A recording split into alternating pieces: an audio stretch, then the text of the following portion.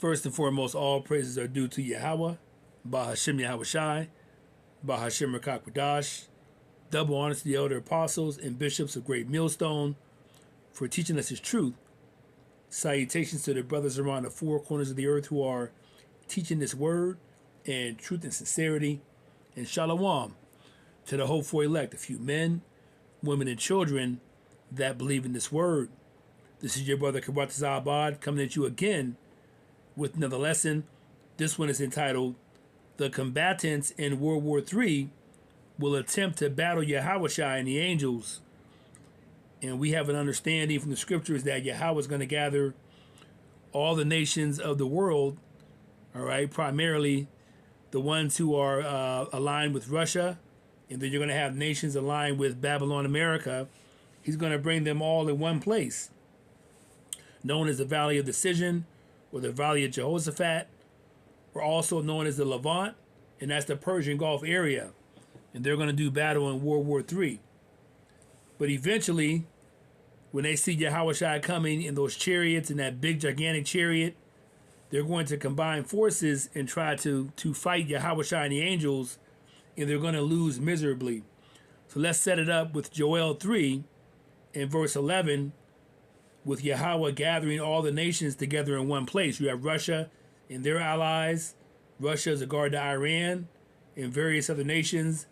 Then you have Babylon, America, which is a guard to Israel and various other nations as well. NATO and European Union, they're all going to come together in one place. And that's going to be done by Yahweh. Man's comings and goings of the Lord. How can he then understand his way? Roughly paraphrasing. Let's begin with Joel 3 and verse 11. And it reads, Assemble yourselves and come, all ye heathen, and gather yourselves together round about. Thither cause thy mighty ones to come down, O Lord. Let the heathen be wakened and come up to the valley of Jehoshaphat. That's that Middle Eastern area known as the Levant, the Persian Gulf area. For there will I sit to judge all the heathen round about. Put ye in the sickle, for the harvest is ripe. Come, get you down, for the press is full. The fats overflow, for their wickedness is great. So the Lord is going to get ready to cause a lot of bloodshed with these nations gathered together for World War III. So it's going to be like a harvest that's going to be ripe. All right. He says here, for the press is full. So it's going to be likened to what? Crushing grapes in a press. But obviously some of them are going to survive because they're going to have to do battle with Yahawashi and the angels when they see Yahawashi and the angels cracking those clouds to come bring their own damage, and in particular upon Babylon, America. And then, of course, Yahawashi is going to what? Extract the elect, beam them up into the big ship. All right. So it's going to be what? Simultaneously going to be destruction and also deliverance. And the main destruction is going to be what? Babylon, America. Now, Israel will be destroyed as well, but it's going to be built back up to welcome Yahawashi and the elect back down when the kingdom of heaven comes down upon the earth. Joel 3 and verse 14. Multitudes, multitudes in the valley of decision, for the day of the Lord is near in the valley of decision. The sun and the moon shall be darkened, and the stars shall withdraw their shining. The Lord also, all right, shall roar out of Zion and utter his voice from Jerusalem, and the heavens and the earth shall shake. But the Lord will be the hope of his people and the strength of the children of Israel.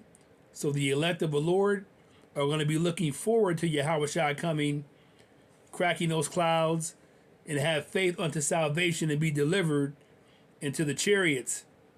Let's continue reading. Let's read, let's see what else do we have. Let's read verse, let's go to Revelation 12 for a precept. Revelation chapter 12. And we have here verse 7. Revelation 12 verse 7, and it reads,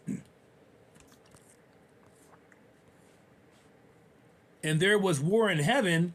Michael and his angels, Michael the archangel, angel, and his angels, okay, in the chariots, fought against the dragon, and the dragon fought and his angels. So the dragon represents mainly Babylon, America, and the EU nations, okay? And then you're probably going to have Russia that's going to also try to get involved with that and defend, go against YAHAWASHI. But like I said earlier, they're going to lose miserably. So the dragon represents mainly you goddamn Edomites. Let's continue reading. Revelation 12, verse 7.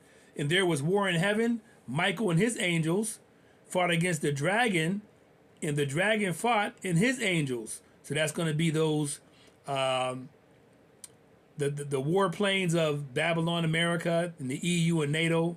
And like I said, the other Edomite nations going against the chariots of the Lord. Let's read it again. And there was war in heaven. Michael and his angels fought against the dragon, and the dragon fought and his angels, and prevailed not.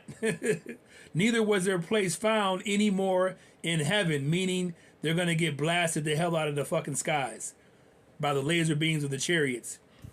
And the great dragon was cast out, that old serpent called the devil and Satan, which deceiveth the whole world. We know these Edomites, and in particular you Edomite bankers, have deceived the whole world.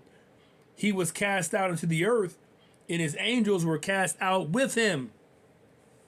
So they're going to be utterly destroyed. Let's go to a precept real quick. Daniel 12 and 1. Right? Let's get a precept. Daniel chapter 12 and verse 1. And it reads, and at that time shall Michael the archangel stand up, the great prince, which standeth for the children of thy people, and there shall be a time of trouble. We know that's going to be Jacob's trouble. Within Jacob's trouble, you're going to have the MOTB being presented, World War III, and then YAHAWASHI and the angels coming, cracking those clouds, okay? And there shall be a time of trouble, such as never was since there was a nation, even to that same time. And at that time thy people shall be delivered, every one that shall be found written in the book. So that's speaking of the elect here in Babylon, America, 1/3, who are Hebrew Israelites, so-called blacks, Latinos, and Native Americans here in Babylon, America, and scattered throughout the world. So the elect are going to be delivered. So you're going to have 1/3 here in Babylon, America, and select elect throughout the world who are going to be beamed up into the chariots. The 1/3 here in Babylon, America are going to be beamed up into that big, gigantic spaceship with YAHAWASHI. Lord willing, Aparatazah, I'm part of that because, we can't stand this place any longer. We're very vexed. We're tired of working. We're tired of having to deal with these wicked bodies that are carnal, our thoughts. We know the scripture says, Ecclesiasticus chapter 2 and verse 1, when you come to serve the Lord, prepare thyself for temptation. So it's all part of the process.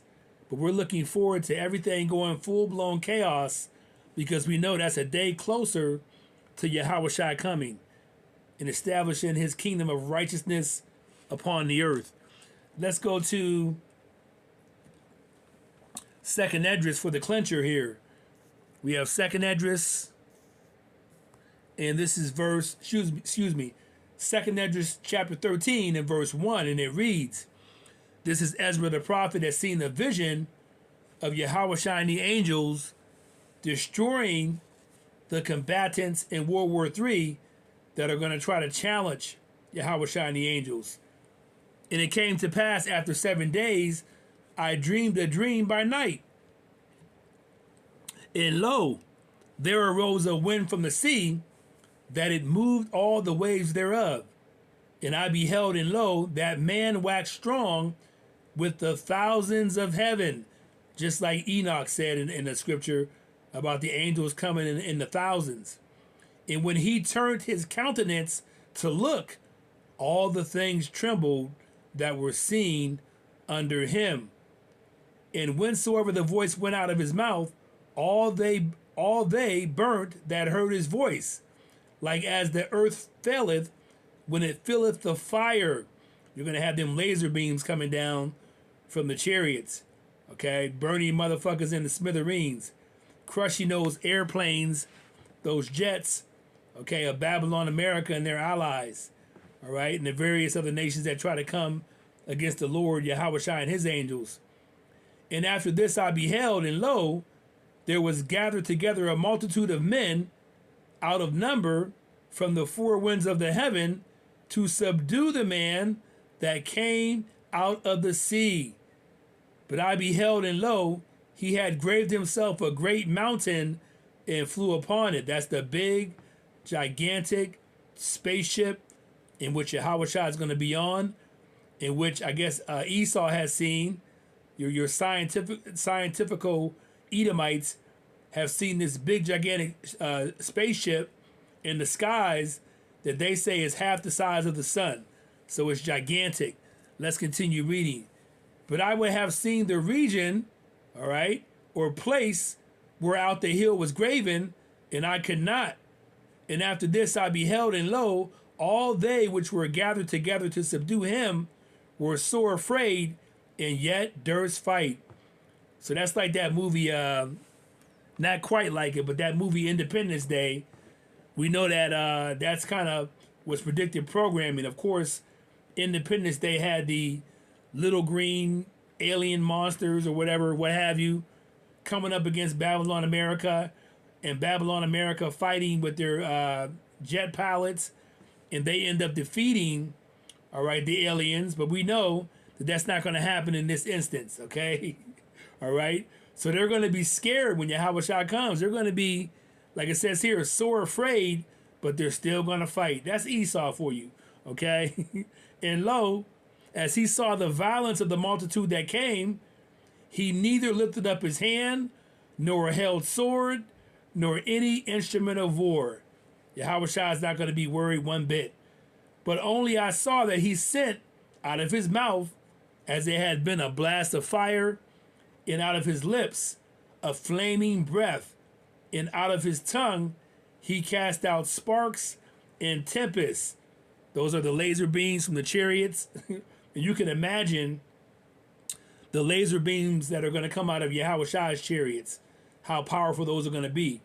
Let's read verse 11. It says here, and they were all mixed together, the blast of fire, the flaming breath, and the great tempest, and fell with violence upon the multitude which were prepared to fight, and burned them up, every one, so that upon a sudden of an innumerable multitude, nothing was there, nothing was to be perceived, but only dust and smell of smoke.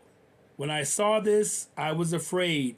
So you can imagine Ezra seeing this vision, all right, of what was going to happen on the day of the Lord, and him, seeing the vision and saying, woo, he was afraid. You see, even though Ezra is here now, he's going to be delivered. Okay, Ezra's here now based on the fact that we know and believe in reincarnation. All right, let's. I think that may be it, and I want to give all praises to Yahweh, Bahashem Yahawashi, Bahashem Rakak Wadash. I hope this lesson was edifying to you. Shalom.